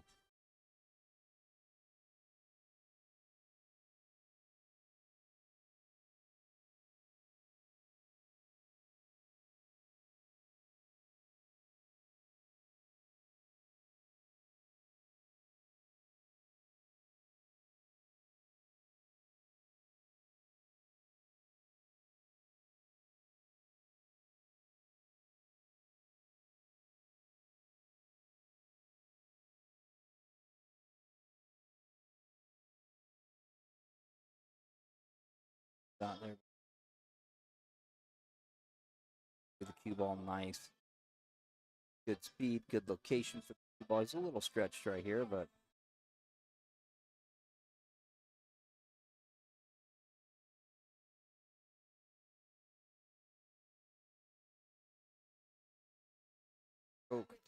trying to get all side and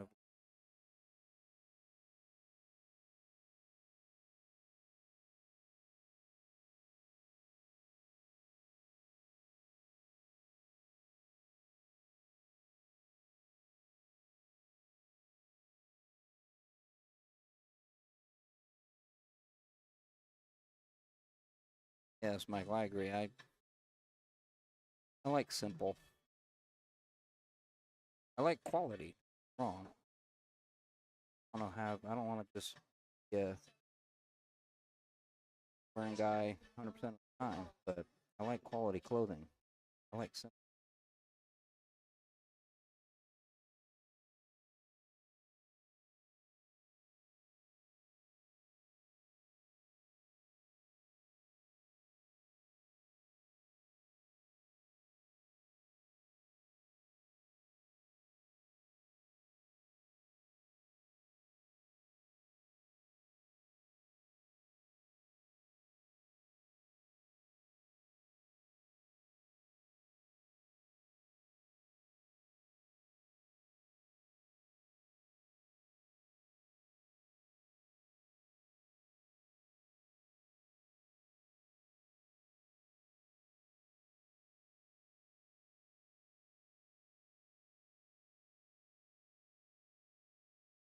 I struggle.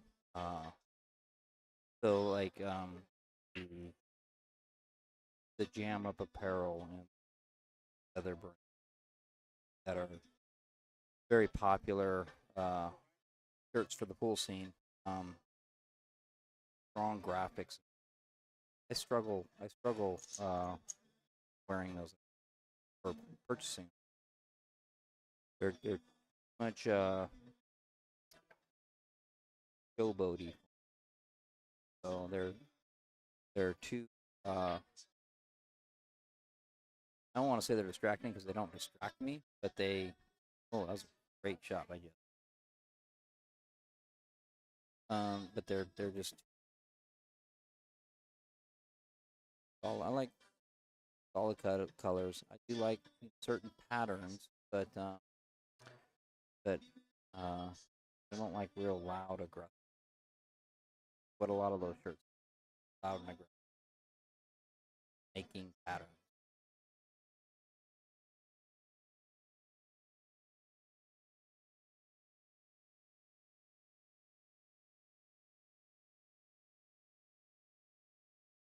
And just get your own jersey made, your own brand. Probably the best thing to do is have your own brand.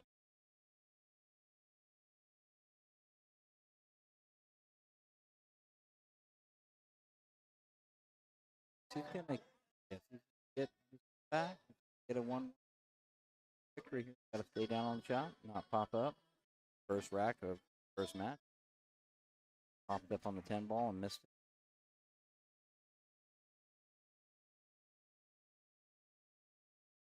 Down straight. Rubbed the rail a little bit, but he was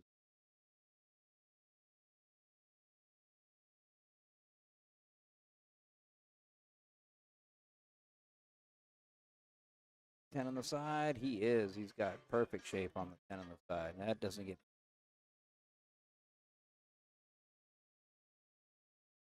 So we got Mike up 1-2. Jesse tying it up 1-1.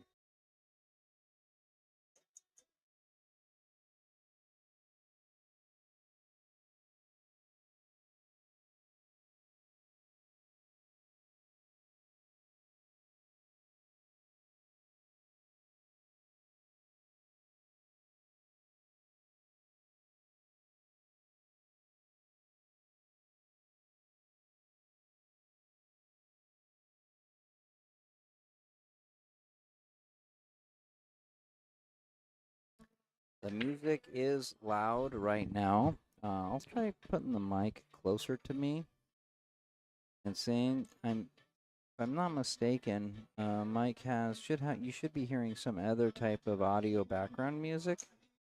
I personally don't know where that's at on the OBS, but I believe he has that going on. So I put the mic a little bit closer to me. I don't know if that'll help or not.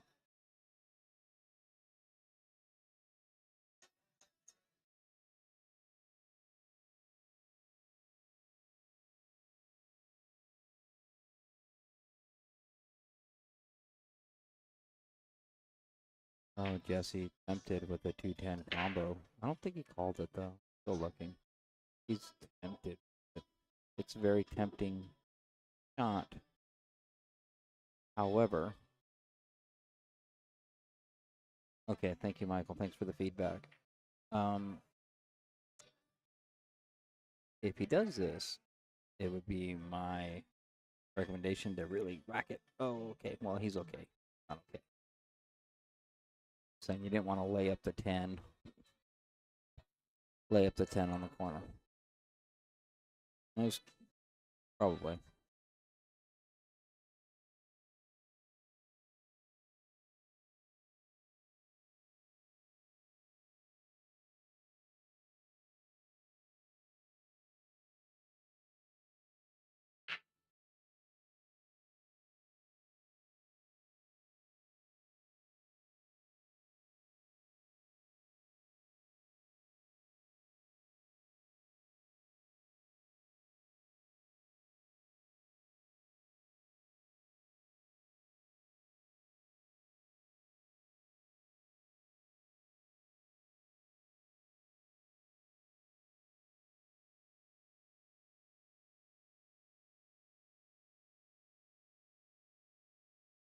Jesse is such a good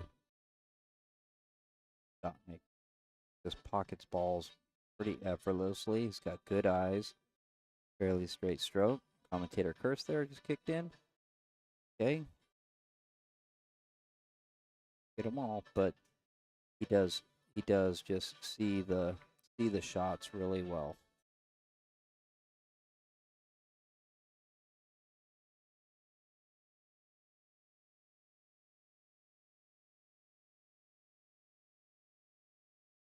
Especially when he plays a rolling ball. So Jesse is a pretty fierce opponent when he has a rolling cue ball out for the pattern.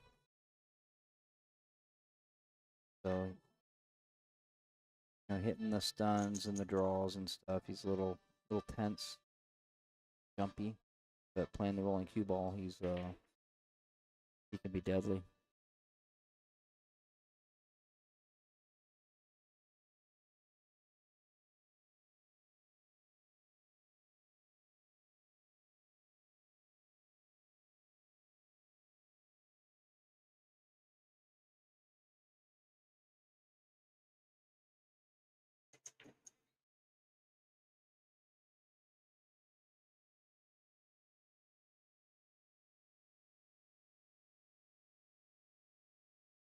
Mike's going to play a safety here.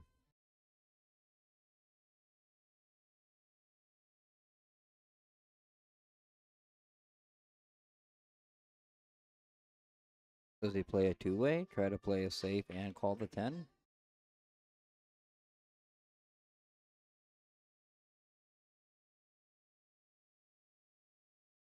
Gotta definitely can't hold the cue ball. He's gotta hit it to get the 5 to hit a rail or the cue ball. So his best bet is to have the cue ball hit the left long rail. So if the 5's gonna travel right down towards the 10, might as well call it.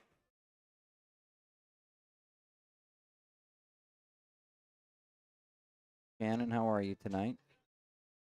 This was your homeroom here at college, huh?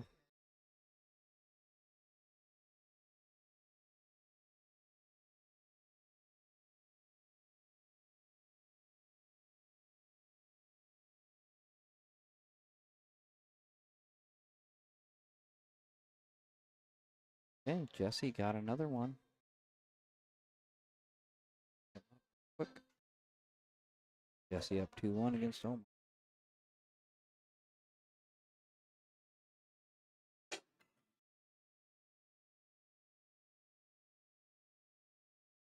Oh. I don't know why there was a table 3 there. Part of the board. Okay, so Jesse racking table 1 here. That noise you heard was Antoine dropping his cue. Played the side pocket, missed, got the corner. Giving Mike the option.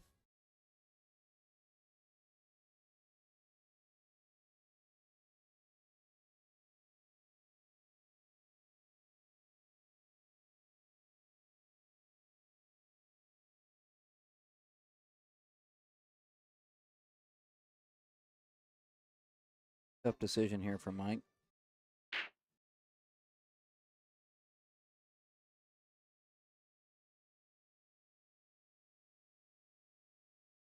I like playing the safe, just hitting the 8 in the long rail, trying to put it down in the center diamond, top of the screen. Letting the cue ball come up table. Make it a simple save. Force a bank. Force a bank or a counter save. Nothing to go for here.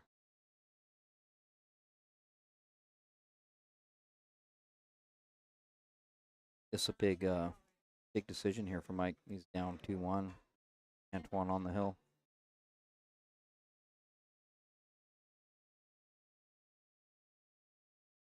Leave one open shot on the 8. Match over. Plays my safe. Okay, he kind of did. He hit it a little thick. Kept everything close, but the 9 is blocking the 8, so if Antoine wants to go for it, he's got to play a combo.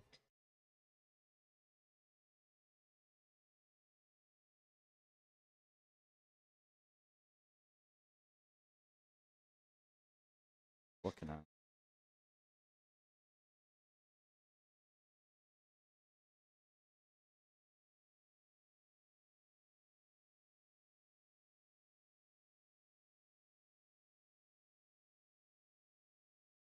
I think Antoine is calling the 8, looking to tiki the 8. He was being very clear to Mike there. He's calling, going to tiki the 8. He was trying to tiki the 8 off the 9. It's a bit aggressive.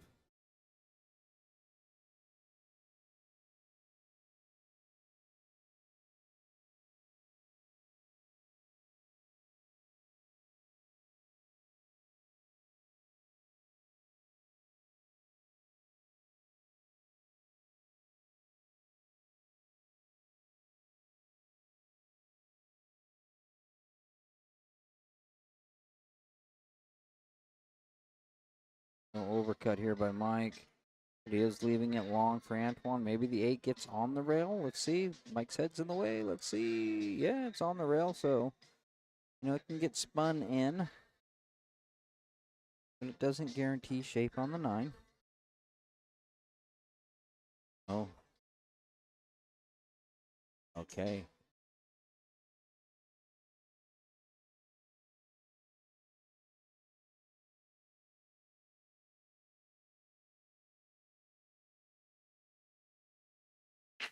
Tough to shape here for Mike. I mean, when you play one rail and try to get 9 for the top left corner, you run the risk of scratching in the right side pocket here. So it depends on how he hits this here.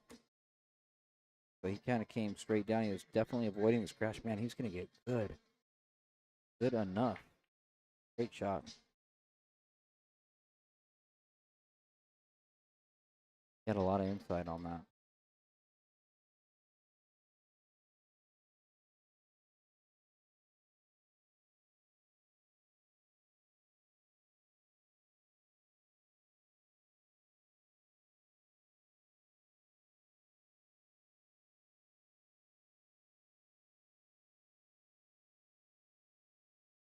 I have no idea where Mike disappeared to. I think he's looking for a good bridge. Yeah, that's what he's doing. Looking for a good bridge. Mike fighting to go hill. In the meantime, when he is all over the pool hall looking for that bridge, we're going to catch a glimpse here of what Jesse's got going on. Jesse up 2-1 against Omar.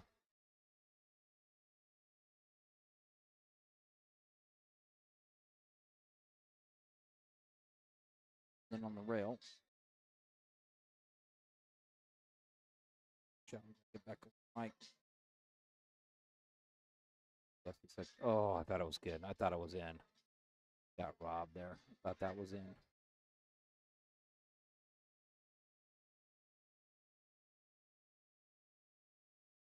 Okay, Mike going to get to the hill here. I thought it was in too. I thought it was also. Ooh, okay. Mike.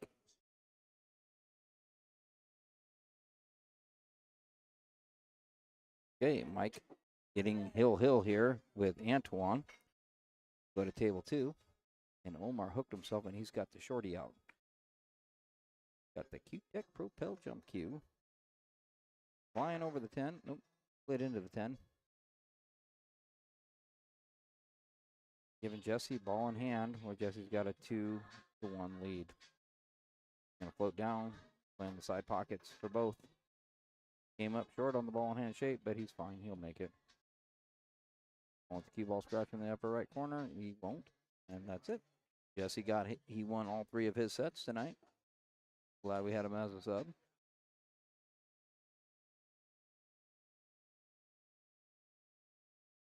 Jesse's got it. I got to get in here and play now, guys. Thanks for listening. Stream will continue on, but there won't be anybody talking for a while. And it's going to be Ryan Ruley is Essex. Okay, that's who's going to be up. But we're going to, in the meantime, we'll go to the twin view.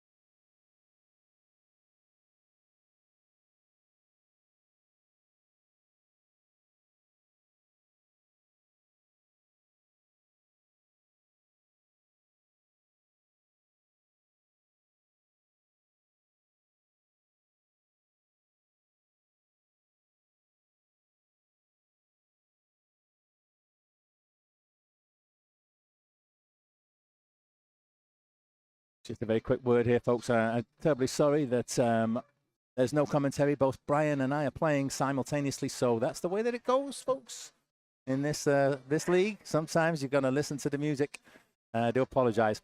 So quickly getting back over to table 1 so I can change the score. I got that one by 3-2. Managed to come back from 2-0 down. Very pleased with that.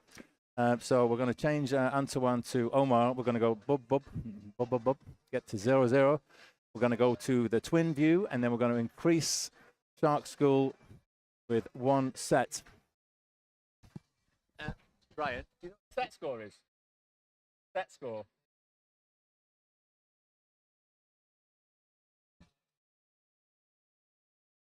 Yeah, 4-1 right now. Okay. Okay, so it's 4-1 right now. I'm going to go play Omar. I'm going to leave you with this twin screen. And thank you so much for tuning in, folks. Stick with us and keep yourselves busy in the chat, please. Thank you.